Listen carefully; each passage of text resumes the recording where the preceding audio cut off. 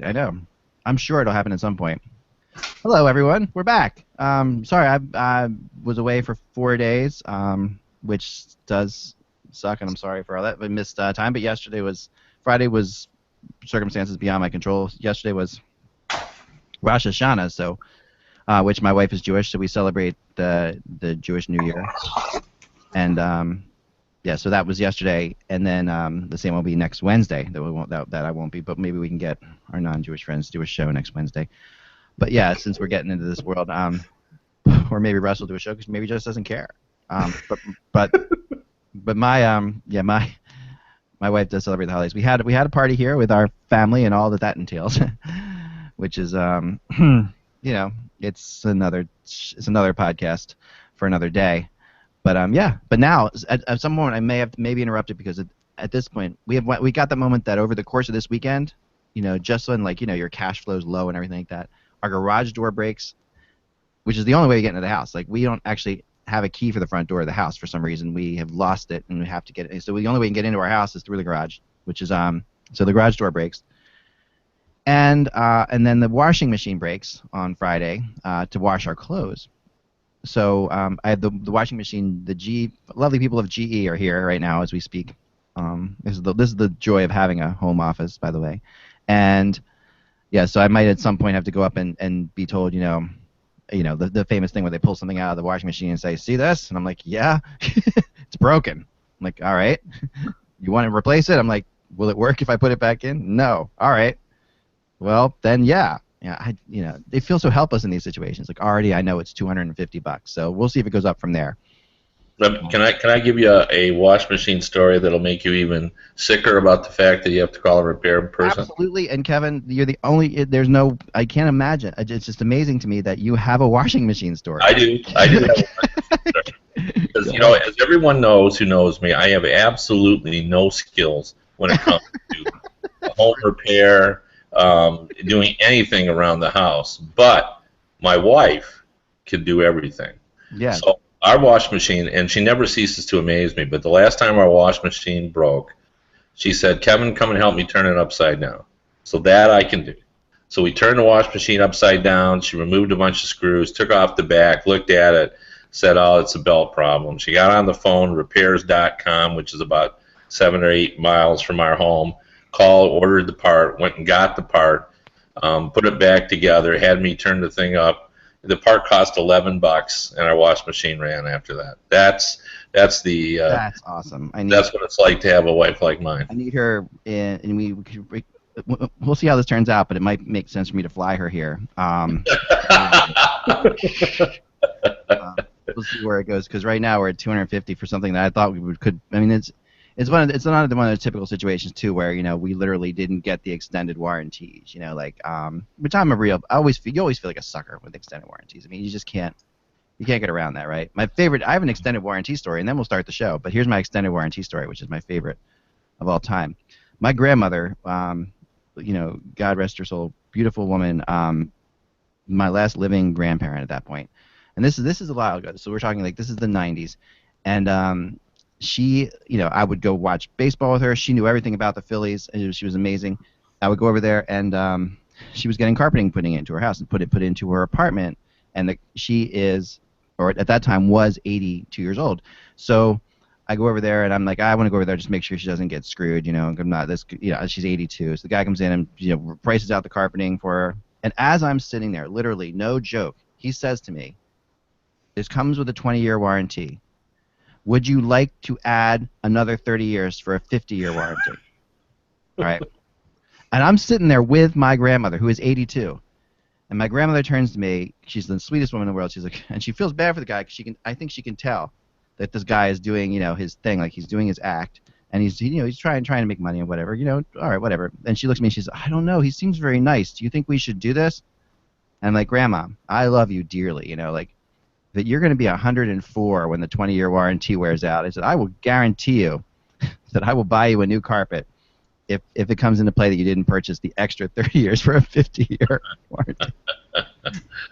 That's pretty funny. That's a That's great perfect. story. Oh my Hey, gosh. we got a little breaking hockey news. All right. Well, A little God, we should talk about important. it then. This is a hockey Well, podcast. it's just it's not major, but Mhm. USA Hockey's announced the finalist for the American city that will host the 2018 World Junior Championship, and the finalists are Pittsburgh, Mhm. Buffalo, and Nice. St. Louis. So Whoa. this would be the 2017-18. So it would start in late December of 2017 and would probably be resolved, and gold medal would be awarded probably around January 5th or 6th in Awesome. 2018. But those are the three.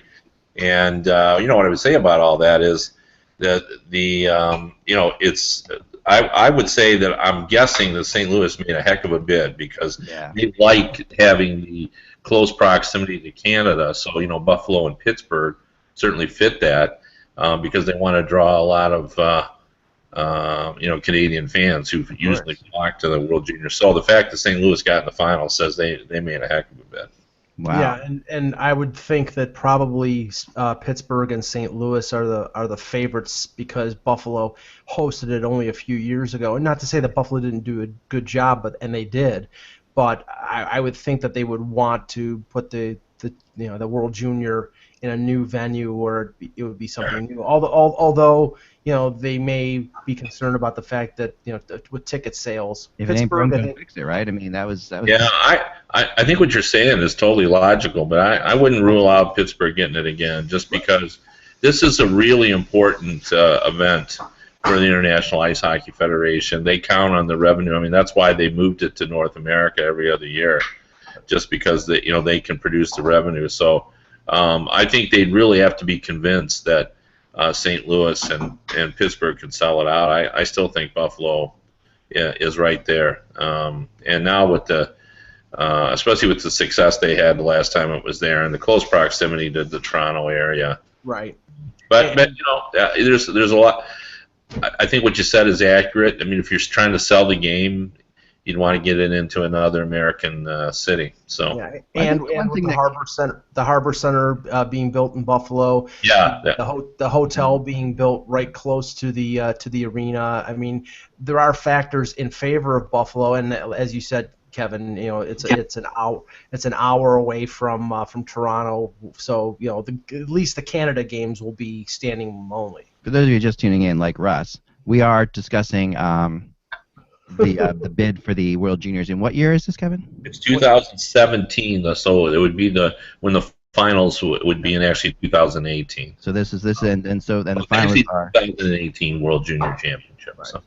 the finalists are three American cities in Buffalo, Toronto. Toronto's not an American city. Buffalo, St. Louis, and Pittsburgh. And the only thing I would say about St. Louis is I would say this, just as an aside, this really doesn't matter, but people really underestimate the St. Louis youth hockey system. I mean, this would be a huge boom for that part of things. I mean, there is definitely an enormous amount of hockey being played in St. Louis, and really one of the best youth hockey systems in the country, run by a lot of NHLers and stuff like that, and are really involved. Russ, thoughts?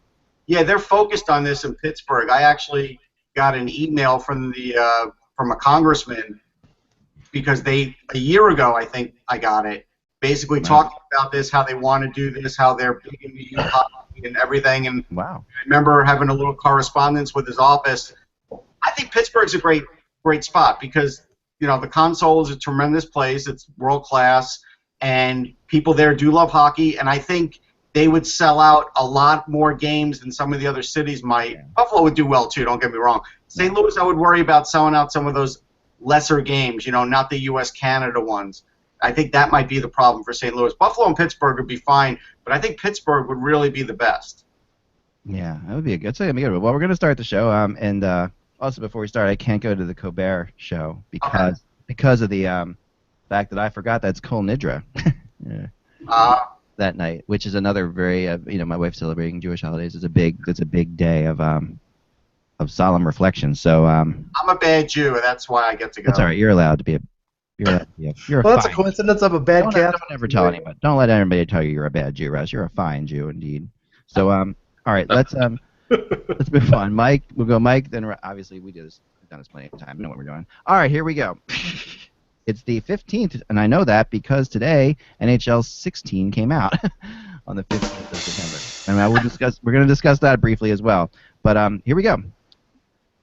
Hello, Hockey World. How you doing? We're back. It feels like we are close now. It is Tuesday, September 16th. Nope. It's Tuesday, September 15th. We're not as close as I thought before. 2015. I'm Michael Agello. I'm Russ Cohen from Sportsology. I'm Kevin Allen of USA Today Sports, and I'm heading off to training camp Friday, starting out in, you probably guessed it, at Notre Dame to see what the Blackhawks are up to. Wouldn't have guessed that at all. I'm Eklund. You're watching the HockeyBuzzCast on HockeyBuzz.com. This is the podcast that comes to you Monday through Friday at 1 p.m. I have to bug out for just a second as I find out how much I have to mortgage the house to get my washing machine fixed. But I'll be right back. And so let's start with this because right now there's a rumor flying around that Jonathan Huberdeau may have signed an extension with the Florida Panthers. And he hasn't shown up to camp, So, Kevin, thoughts? And I'll be right back. Well, I mean, that certainly wouldn't be surprising. I mean, that's obviously, he's a key part of their future. This is a guy that has, scored early in his career, and I think they were expecting more from him. But I've always kind of felt that his lack of the type of production they were hoping for really just sort of reflected where the team is at. And I think now that they have more offensive components, I think his scoring will pick up, and I think having Yager there this season will really help. It's funny that you're so dependent upon the performance level of a 42-year-old player, but it's not just what he does on the ice. It's the passion and excitement and fun that he brings to the team. So if this is indeed true that they're extending it, it's not anything but a surprise. Well, I mean, Huberdeau, he's one of the more prominent RFAs that's still unsigned. The reports that are coming in that they haven't been confirmed yet. They're saying it's a 2-year deal, which is consistent. 2-year bridge deal, not unexpected. Russ, he had a really good rookie year. Second year was not so good. Last year he played a little better. Numbers were slightly better, but I don't think he's had the impact that I think the Panthers thought he was going to have after the way he played in his rookie season. Do you think there's a little disappointment there, or do you think that they think he's on the path that they thought? No, I think maybe they got a little too excited, but I think that's more from the fans and media than from the team. I think Yager's had a real good effect on him, and the same way Yager had a real good effect on players in Philly like Giroux and Voracek. I think he's had a similar good effect on Huberdeau, and I think Huberdeau is just learning. I mean, what are we talking about? A 20-something-year-old kid.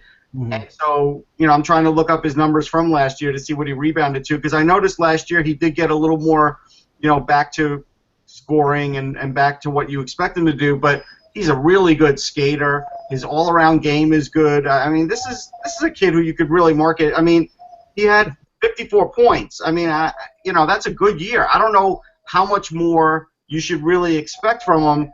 He's 22, right? So maybe, he'll top out at like 65 points. In this NHL, when we talk about 80 points, that's like an old 100-point year, right, Kevin? I mean, that's... Sure, yeah. So, I mean, you might talk about him topping out about 65, 70 points max. I think he had an excellent year, and I think this is a great signing if what's happening. Yeah, it'll be interesting to see what the number comes in at, the money number. But the other RFA that Eck wrote about over the weekend that still hasn't signed, and I'm pretty sure that the Islanders have a policy that if the player doesn't sign by the beginning of training camp, that at least it's stated out there that they won't negotiate with him at that point, which is Brock Nelson, who's an RFA. Eck reported that there were some potential rumors of some interest from some other teams. Kevin, I mean, the Islanders are pretty stacked at forward. That's the one thing that might be a cautionary tale with Nelson. I mean, they have Anders Lee, they have Ryan Strome, they have Dal Cole coming in. I mean, it's not inconceivable that if the number that he's expecting is too much, that they might entertain possibly moving him. Well, I guess logic said that would be true, but I just don't think that's going to happen. I mean, I think when you're at where the Islanders are at, and one of their strengths is their young core of offensive talent. They were one of the top scoring teams in the NHL, one of the best puck possession teams, and Brock Nelson was a big part of that. I think the fact that he's already moved up and had 42 points and been a 20-goal scorer. So I would assume that ultimately this will get resolved. I'm sure they're playing hardball now. I find it kind of interesting that it's sort of hard for GMs to kind of sort through what should be done. Like if they're if they overpay a guy, they hear from fans, well, you spent too much money on this guy, and therefore you couldn't do X. And yet, when they aren't able to get a guy, fans get a little anxious, saying, you got to get him signed. He is a key part of their future. So I would assume they're just trying to play hardball and trying to get the best possible deal. I just can't believe that they would move him. I think he's too much a part of their future to move. Russ, the only thing I can think of if they're not interested in trading him is the fact that Nelson might be looking for the same type of longer-term deal that Anders Lee got. I think he got 4 years, and if the Islanders are trying to sign him to a bridge deal, he may want those extra years, so that might be the bone of contention right now. Yeah, I think that could be the bone of contention. I'm in Kevin's camp. I would not want to get rid of him. I don't see him going anywhere. I think they're just going to wait till the bitter end, even if it's till the last week of camp to sign him, just so they can play hardball. I think that's what's going on. I mean, Nelson's a guy that can play down low. They don't have a ton of guys that can do that and that are willing to pay the price and get those kinds of goals, and he has good hands, and he has size. I mean, Anders Lee may have filled some of that, but if he were the only guy that they had on the team who could do that, they would suffer a little bit. So I have to believe that he's going to get the deal done. Well, Okposo also is also up. He's up. He's good for this year, but there's a lot of talk about he could be lead chucked, as we like to say, next year. Well, possibly. He's a UFA. That's that. He could be lead chucked this year at some point, basically, because they can't keep him. Right. And lead chucking can be a lot of different things. But yeah, it basically means your team's not going to pay you, and you're going to end up someplace else because you're too expensive. I mean, the only thing that sort of deviates from that is the fact that the Islanders are, I don't know if they're a serious Stanley Cup contender, but they're definitely a playoff team, and they have enough firepower to make things interesting in the playoffs. And whether they would really want to trade a guy who's going to be a top-line winger for them this year, I mean, it's going to have to be a heck of a return for them to, as you say, lead chuck him and trade him 1 year before he has a chance to go away unrestricted. So it's going to have to be something very interesting for Garth Snow to pull the trigger on that one.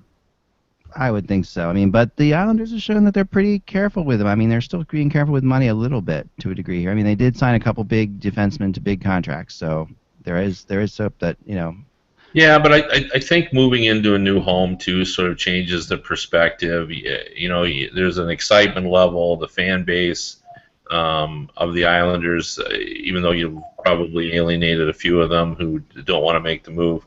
I think the team has played well enough that it's probably reinvigorated some of the people who don't find the commute from Long Island to be, it's going to change the way they view the NHL. And then you got new fans in Brooklyn. So I don't think you're going to start out by in your new tenure in Brooklyn by getting rid of one of your younger 20-goal scorers. He's only 23 years old, so.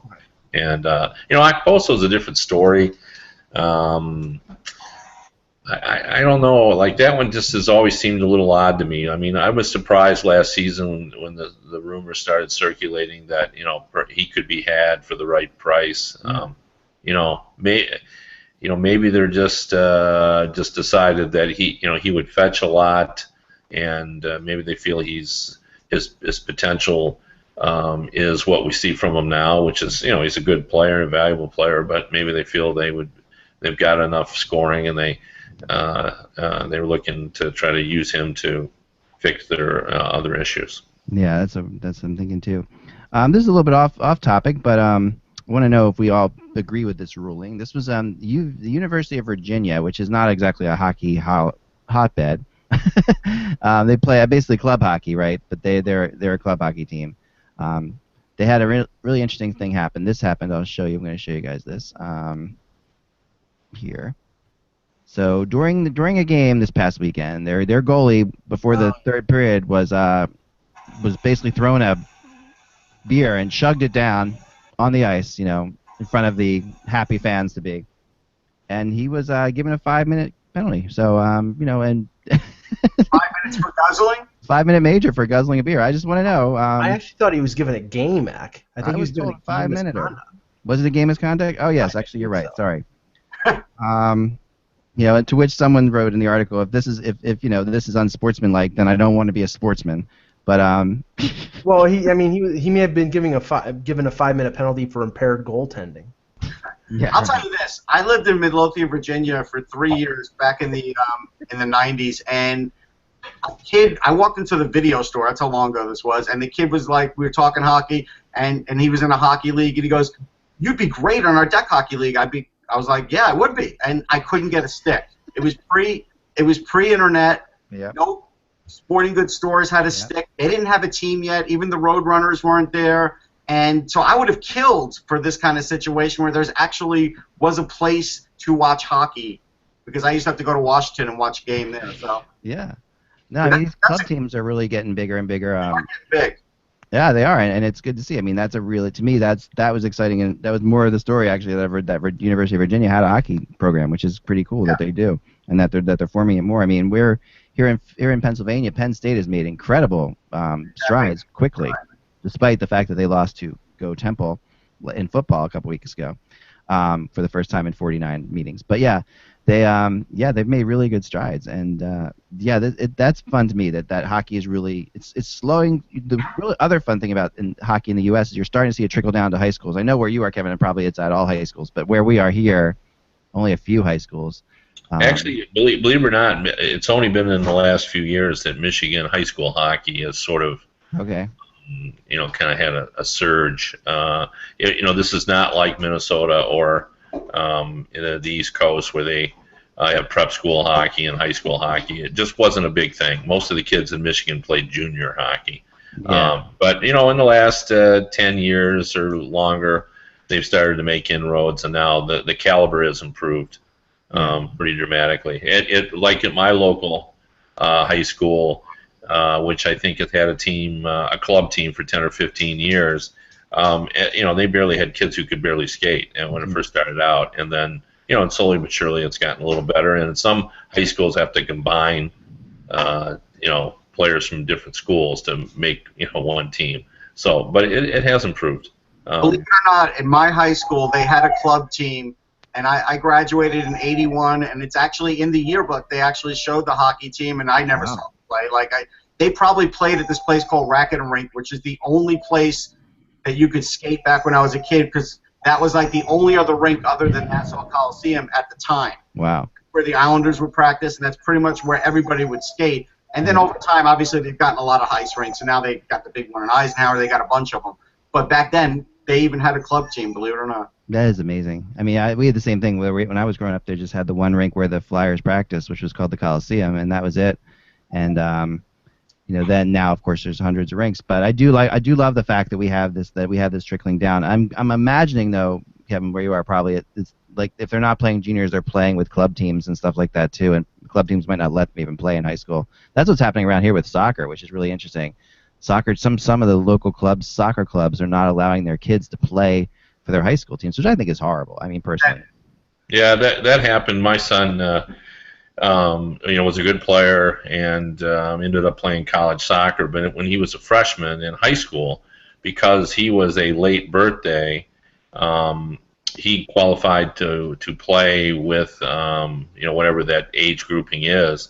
And rather than played for his high school, he felt pressure to play with his travel team in the fall. So instead of playing varsity as a freshman at his local high school, he ended up playing for his travel team, and then he came as a sophomore because there is no high school age grouping for travel in the fall, but there is for his age grouping for when he was a freshman. So Yeah, that's what's happening now. They're pushed to pull the league apart. So like one is in later in the year, one's in the earlier in the year. But still, it's a mess. And I think that this is, to me, these kids are not going to be professionals. They should enjoy their high school, and they should get a chance to go out there and play high school hockey. This is a really good story. Then Mayor Jim Watson, who is not the I believe not the same Watson who played for the Philadelphia Flyers, but Ottawa Mayor Jim Watson.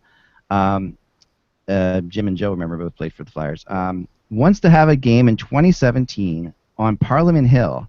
And he says, now, Parliament Hill, I'm going to show you guys a picture of this. This is what it looks like here so you can get an idea. And why he wants to do this is really what's cool about this. So this is Parliament Hill there. You can see there's a little bit of there's a little bit of an area there. He believes you can put a hockey rink in there.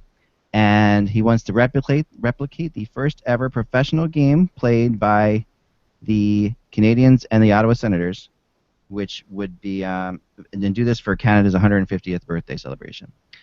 So I'm loving this. I think this is awesome. I think it's a great idea. If they've got the space to sort of bring in portable seating. Even if they can, if they bring some seating, I know that the NHL has really done a lot of toying with this, and I almost got someone to admit to me one time that they're looking at Central Park. They are looking at Central Park. They just won't admit it. Yeah, they won't admit it. But to put things, once they go through the classic stadiums that we've talked about, to put some of these games in just interesting places, and this would be one of them. Why not have one on the lawn in Washington? Wouldn't that be amazing? Washington D.C. right there, with near the Washington Monument, that would be phenomenal too. Right. The only thing that I think is a sort of a spanner in the works on that one is if it's 2017 for the 100th anniversary. If it's Montreal and Ottawa, that would be the Heritage Classic, and from everything that I've heard, Toronto is going to get either the Heritage Classic or the Winter Classic for the 100th anniversary of the Maple Leafs. You could have more than one outdoor game. You could have more than one game. They just won't be able to call it the Stadium Series. They'll have to have it its own name, like the first Heritage Classic was. They'll come out with its own name, and that'll be fine. Right. So the 150th is the same year as the 100th of the NHL? Is that true? I guess. Yes. Yes, because the Leafs won in '67, which was the centennial of the there you go of Canada. So okay. Right. So the first NHL game was played on December 19th, 1917, in Ottawa. Again, match against the Canadiens. The Canadiens beat the Ottawa Senators 7-4. So things never change. Right, of course. Besides the fact you couldn't pass backwards, but yeah, things like that. Yeah, things have. Was that Daniel Alfredsson's rookie year? Right. No, I think I definitely think Brad Marsh was on that team. But yeah, I like this idea. I think it would be great. And have you heard about the Central Park thing, Kevin? What are your thoughts on that? Central Park? I have heard about it. I think it's been discussed. Yeah. I think they still have places they want to go to, but that'll be the way they sort of freshen up the idea. I've said for a long time, every time I list places they should go, like they should go and play a game in a place where there's going to be snow. Like they should go to Aspen, Colorado, and carve a rink in the side of a mountain there, and it doesn't matter how many people seats they can do it. Make it a made-for-TV event, and hope it snows, and there's plenty of sites. After they exhaust all the more traditional venues that will jam in, and then pretty soon the number of people that you get at this event will become secondary as well. Obviously the money does play a role in it, but at some point just the romance of the game will take over, and when that happens, Central Park, I think for sure will get a game. Would be my guess. I think there's enough venues out there still. I think Denver would make a lot of sense for an outdoor game at Invesco Field. What used to be Mile High Stadium. There's a place like that, or St. Louis. But maybe at Busch Stadium, because I know they have a dome stadium for football. But there are a number of Midwest venues that have never had the outdoor game. It doesn't have to be in Boston and Chicago every single time, or New York or Philadelphia or Washington. They should branch out to the Midwest and include those teams, although they wouldn't have as much commercial cachet, I guess, as the big market Eastern teams. Well, I know the gate is a big deal, right? The gate to these games is a big deal. It's a lot of money. But I think that there's also, if you do it aside from some of this, like the Winter Classic. I'm not saying put the Winter Classic in one of these situations, but have a different game there. Where the gate, you can still probably come up with, several thousands of seats, temporary seating. I think in situations like this, that you could charge more for because there's less people there. Maybe have some fun with it. But yeah, I think we'll talk more about it as it goes along. But I just like the idea a lot. I wanted to talk about some PTOs that were signed over the weekend. Daniel Paille, with the Chicago Blackhawks. I really like of all the PTOs so far. We hear a PTO. This guy signs. This guy's PTO there. This one was the first one that just clicked on me. Like, of course, that makes complete sense. Like he to me makes sense on the Blackhawks. I know there's a lot of there's great depth on this team and. Patrick Kane, we still don't know what's happening there. And could this just be insurance for Patrick Kane, Kevin, or is this something more, do you think? Well, the one element where the the Blackhawks are always sort of scrambling a little bit is just in role players. Every year they have a couple of good ones. A guy, obviously like Kruger is an exceptional role player, but I think Paille would fit really well with Chicago. I don't know whether they even have salary cap room though for a player like him. So they'd have to. I mean, I'd have to look at that. I'm pretty sure with the deal that they made with Versteeg and Nordstrom, right? That they opened up a little less than $1 million in cap space. Yeah.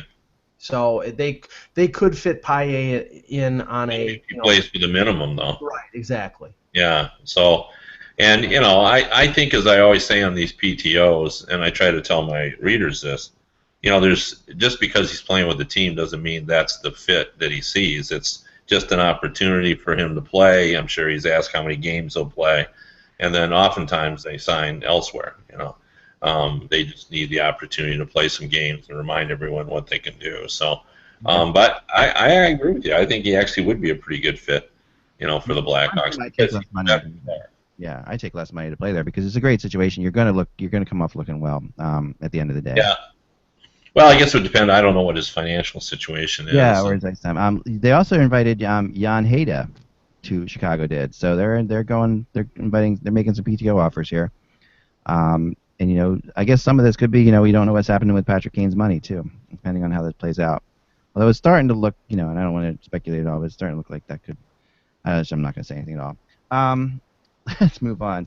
Well, I mean, the Hejda PTO. I mean, I haven't heard any kind of update on the Roosevelt injury that happened during the playoffs. I mean, Hejda's 37 years old. He was making pretty good money on his last contract. Again, this could be sort of a Kimmo Timonen type of situation where he's a veteran guy who wants one last crack at a Stanley Cup and maybe thinks his best chance is with Chicago. And Chicago, the bottom end of that defense, does have Trevor Van Riemsdyk, but it is pretty young. And if they could get a veteran again for a minimum amount, that might be somebody they're interested in. Yeah, well, what I would say on that is we've yet to see Quenneville having unwavering trust in Rundblad. And because of that, I think the number 7 D-man in Chicago is important. Maybe this is the year Rundblad lives up to his expectation. I know Stan Bowman is high on him. He was high on him when he traded for him. I think he's still high on him. And, when you look at Rundblad's advanced stats, again, small sample size, but I think they were pretty decent, as I recall. I don't have them in front of me, but I don't know. I think we just have to he's got to convince Quenneville, and that may have something to do with it. Maybe they're going to audition guys for that number 7 spot. I mean, Quenneville likes to have options to move in and out. He's not shy about setting a guy. I mean, look at Vermette last season. I mean, that's the best example. You talk about a coach who is just has no issue with setting a veteran player down. And that seemed to work out because when Vermette came back into the lineup, he suddenly became an important factor for that team. So I'll say no, that was a really, really good one. Another one is Derek Roy has been invited to the Washington Capitals camp. Another really interesting one because I've always been a big Derek Roy fan. Personally, he has his ups and downs. He definitely last year came into his own once he got traded. And I was really surprised that he didn't stay there. With Winnipeg, correct? Winnipeg. No. He was in Edmonton. Right. After. Edmonton. Right. But Edmonton, I know Edmonton obviously has so much young talent, but he really did fit nicely there. Where in Nashville, he didn't seem to fit at all. Well, he was widely regarded as being responsible for the pickup of Yakupov's production in the last part of the season. Came in and replaced Draisaitl. He was basically the number 2 center on the Oilers, and played with Yakupov and played pretty well. And there's some people who believe that even if Nicholas Backstrom is back for the beginning of the season with the Capitals, that Derek Roy has a chance to make the Caps because he is somebody who can play. He's primarily a center, but I've seen in Buffalo he did play the wing a little bit. But he's somebody who could fill a depth role for the Caps, and maybe allow Kuznetsov to move to the wing if they wanted to do that. It gives them some flexibility, and flexibility is always something that's valuable. Yeah. I'm among those who believe he has a chance to make the Capitals. Usually with PTOs, I shrug, because they're generally, as I say, it's just a courtesy to allow a veteran player to showcase his wares. And I agree with everything Mike said on that. Like, there's an opportunity possibly there for the short term, at least, depending on what happened with Backstrom. I don't think they really. I think they view Kuznetsov as a center now, but there's still room there, and he's a veteran player. It's interesting. There are guys that float around the league. Brad Boyes is another one that comes to mind. If you look at their statistics, you say, hey, Roy's had some big seasons in the past, and Brad Boyes has had some big seasons. But the teams that have them, see only their warts, and I think kind of Roy's in that category as well. They just don't see him as being a guy that can, lift those around him. But he's been a very effective player, and the Capitals may just need a veteran. Offensive guy. So I think there's a shot there. I really do. Another one, last one we'll talk about with the PTO, in the PTO frenzy, we'll call it. Douglas Murray has signed a PTO with Calgary. Douglas Murray's got a lot of lives, and I was always a huge fan of Douglas Murray before, and I think that he's been an underrated player. He obviously has a tough time skating and keeping up right now. That's been the case in Montreal, but this is definitely a Brian Burke type player though. So when I thought about that, when I thought Calgary, if there's a place he can go, Kev, maybe. I think it's kind of a courtesy, but he's got absolutely zero chance of making the Calgary Flames defense. That's one of the best defenses in the NHL. So I don't see there's any room for him. But he's in a training camp. He'll be in some exhibition games. People get a chance to see him. It'll remind them. He'll get back on people's radar. That's why you take PTO. Yeah. And finally, I was going to say that if Johnny Gaudreau can transfer some of his speed to Douglas Murray, then maybe things would work out there. But yeah, I agree. I don't think he's got a chance to make Calgary's defense, and maybe this is just a favor. The one that I think has a decent chance based on the fact that they have a lot of good young forwards, but they may want to add a veteran or two, is David Booth back in Florida. I mean, he didn't have a great year in Toronto. He was slowed by a broken foot early in the season, didn't really get going until after the trade deadline. But once the trade deadline passed, I think he scored 6 goals in the last 15 or 16 games for the Leafs, and he's returning to the team that he scored 30 goals with and was drafted by. So there's a possibility he could make it in there with the Panthers and be a depth player for them. Russ? Yeah, he definitely still has the skill and the shot. And he's a tireless worker. I've seen that guy working out way after games are over, but it's almost like you have to wrap him in bubble wrap. He's always getting hurt. And so to me, that's going to be about the dollar amount. Like if they get him at a really low dollar amount, I think they will sign him. But if not, then probably not.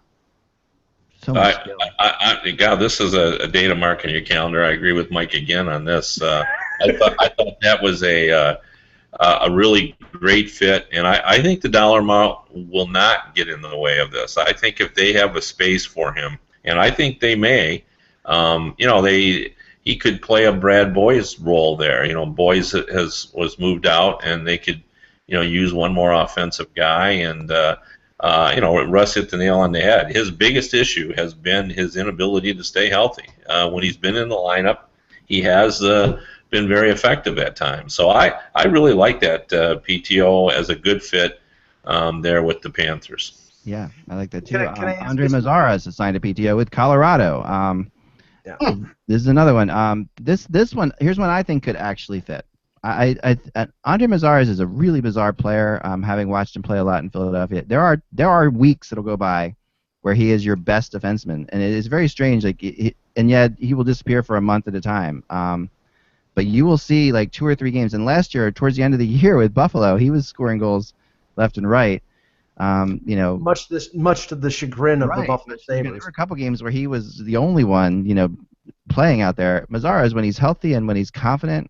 He's still got a lot of skill. He's definitely a one-way player. And also remember how good Mazzaras was in the Olympics. Like he was a really good player in the Olympics as well.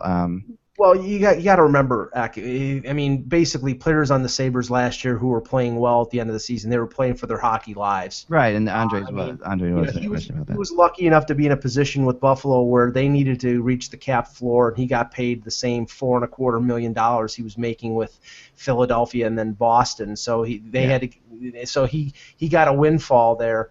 But now, I mean, he hopes to continue his career someplace, and he may have to take a low amount, a veteran minimum type of situation to continue.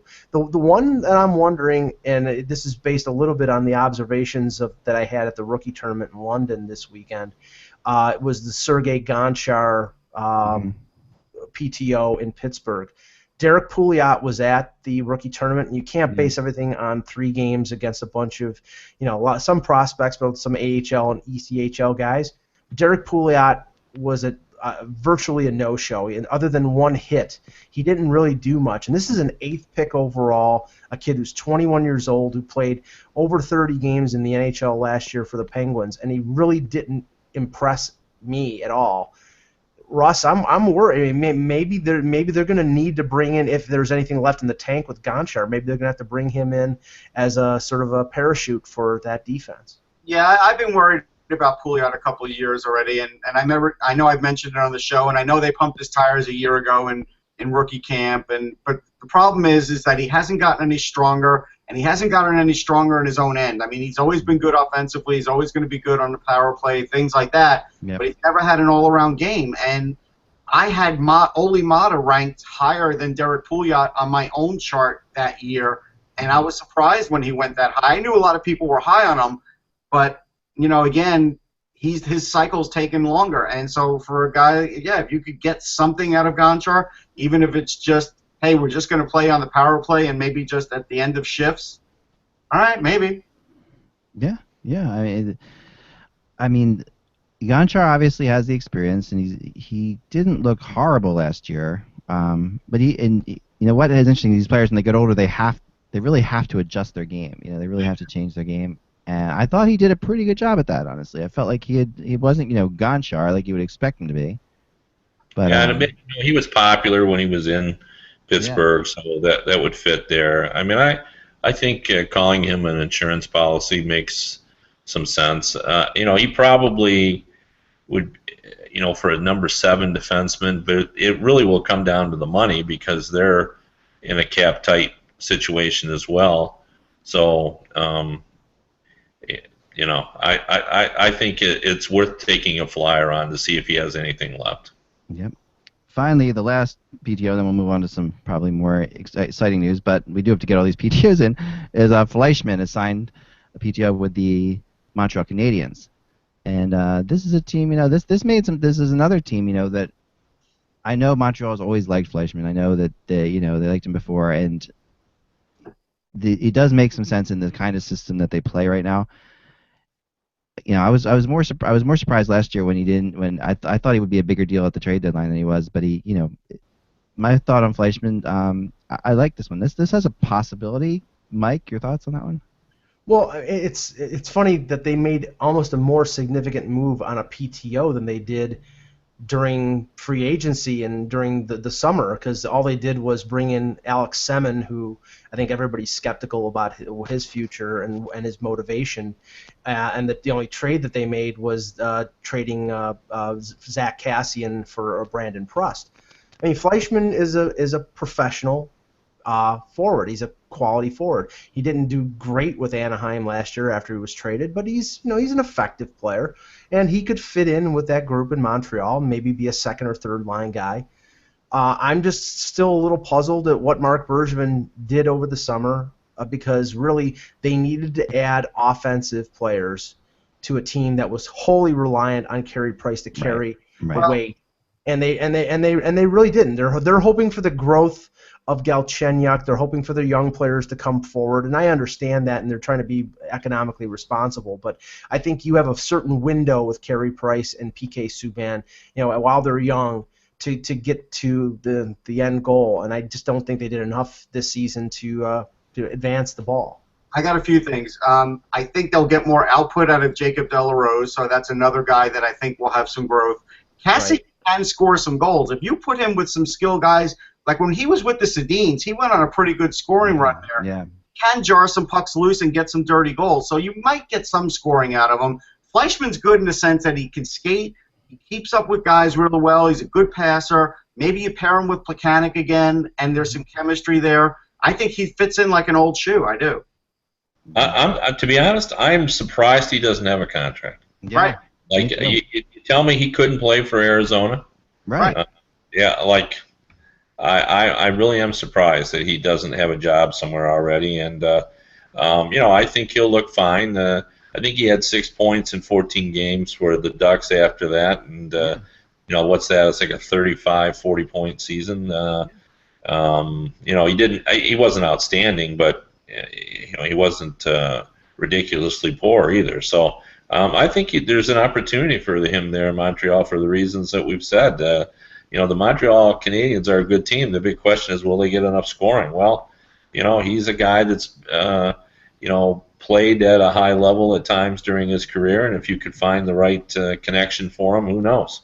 What's curious is the fact that certain players haven't gotten. Mike fell down a well. Sorry. What's that? Mike, you fell down a well for a second there. Is there echo? Try again. Okay. Stephen Weiss has not been signed to a PTO. Eric Cole has been signed to a PTO. Yuri Tlusty apparently has turned down 5 PTOs. Yeah, I heard that too. That doesn't mean anything. It just means guys didn't want to meet. Some people, just would rather sit at home and just wait for the phone to ring. Tlusty is one of those guys that he's just as likely to get a call at home as if he played. Some guys just want to get out and get moving, and in a team environment. And other guys say, "Hey, call me when you're ready." Tlusty at this point, I would assume everybody knows who he is and what he's about. Seems like he's destined for Russia, doesn't it? It doesn't seem like he's destined for the KHL right now, Tlusty. It seems that way. To me, it feels that way to me too. But like Eric Cole, I'm not sure. I think that's an injury thing. And if I'm Eric Cole, I don't go to a PTO either. No. Yeah, but I got to believe that he could be done because of that injury. And then Stephen Weiss, does he really have anything to prove? I think people know who he is as well. So right, that's the situation. Now, Russ left our show in the middle for a little while to talk to Simon Gagne, who's announced his retirement today. And this is a little bit sad. This is obviously such a great player. Russ, what are your thoughts? Yeah, it was. We got the word, and I felt instant sadness because he's a nice guy, a classy guy. If you go to the Coliseum, Quebec, his jersey numbers hanging from the rafters. He was an absolute star in juniors. He really did almost anything you would want a skilled hockey player to do, and then post-concussion started creeping in and hurting his career for sure. And then, the bad health of his dad really helped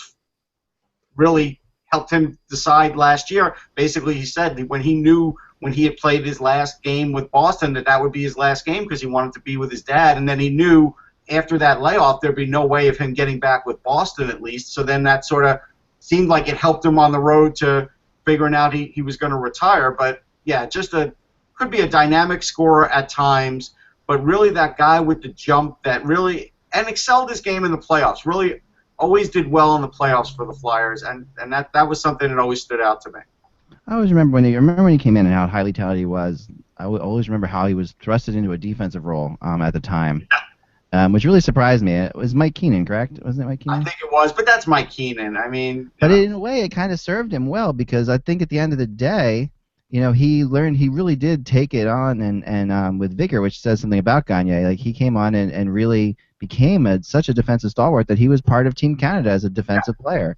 Yeah. Even though he was such a skilled player, but he is perfect example. I mean, Mike Keenan probably got him onto that Team Canada because he gave him that position to play with.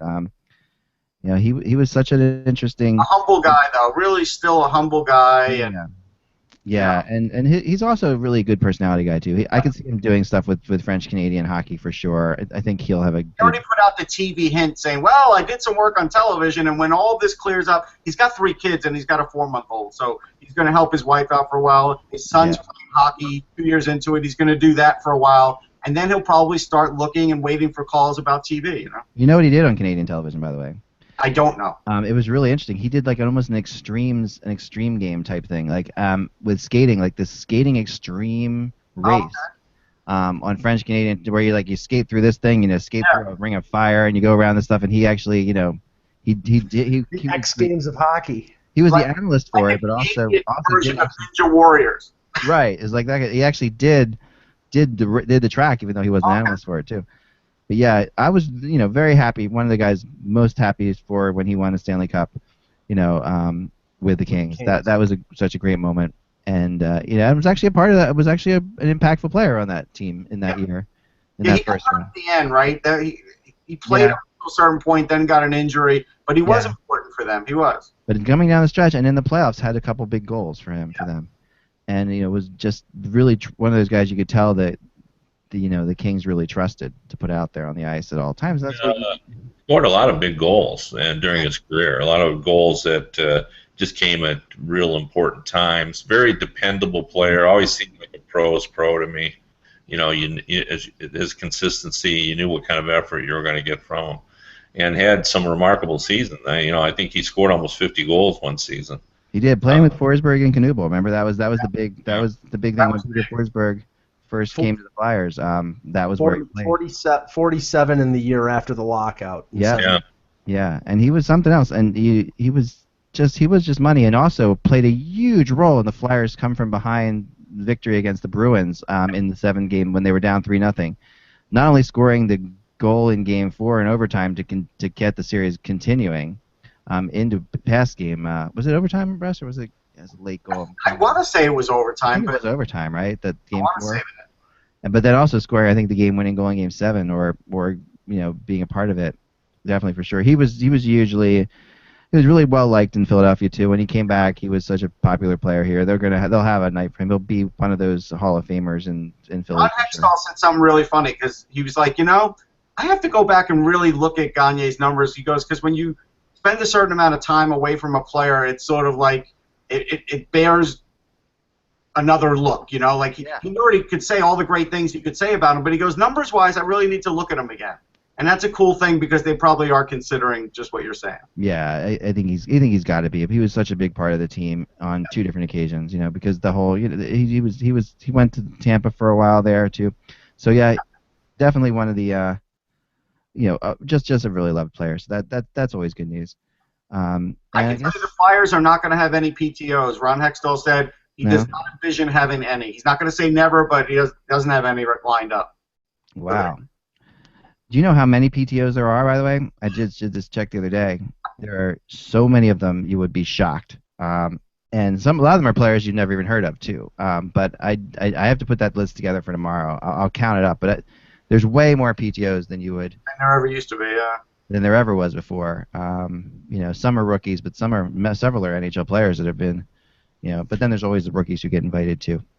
So there are 45, Eck. 45, yeah. 45 PTOs right now. Well, there's a positive in Kevin's favor for when there's expansion. Those 45 guys would have jobs. So. Yeah, there's more than enough guys. Yeah. What would a PTO team be like? They were just thinking about Next on the webcast. I know that's another time for another day. If you remember back the last time, I can't remember the particulars, but there were situations of teams acquire. You had to make a goalie available, and some teams had to acquire somebody to make available. If you remember that, yeah. I think it was a goalie that they. Yes. Yeah, you had to have someone available. So if there were some rules like that for expansion, maybe you would sign a Brad Boyce so that you could make him available, or yeah. There you go. I think there's more than 45, Mike. I'm counting my list here. It's even more than that. There's goalies alone. 1, 2, 3, 4, 5, 6, 7, 8, 9, 10, 11, 12, 17 goalies invited to camp. That's the hardest job in hockey, right? It just is. Oh yeah. And rookies, there's hundreds. So. Yeah, there's 30 rookie invite goalies too. So it just shows you show. In the NHL, I think there's definitely a push that just because a guy's not drafted doesn't mean we're not going to look at him. They're looking at a lot of guys again. They are. Yeah, that's and I think obviously we've seen some undrafted players make big impacts the last few years, and that's only helping these guys. But it just goes to show you that if you're at the draft and you're depressed because you didn't get picked, you're still going to get a shot somewhere. If you're a half decent player, you're going to get a shot. Well, I asked Medvedev today, Evgeny Medvedev, if he was drafted, and if he wasn't, was he upset about it? And he wasn't drafted, and he was never upset about it. Now he's going to finally, play at the age of 33, but he's undrafted. There you go. That's fascinating too. So Matthew Barry, who was our Los Angeles Kings blogger, was apparently invited to the Anaheim camp. So I'm looking on here. There's a Matthew Barry invited to the Anaheim next camp. Anyway, what was he invited as? There you go. I know he's I don't know. I didn't know he was 5'10", 176, but hey, he's a Michigan State kid apparently. 23 years old, Matthew Barry. Wow. Anyway, that's all the time we have for today, guys. But remember, without the buzz, it is just hockey. We will see you tomorrow.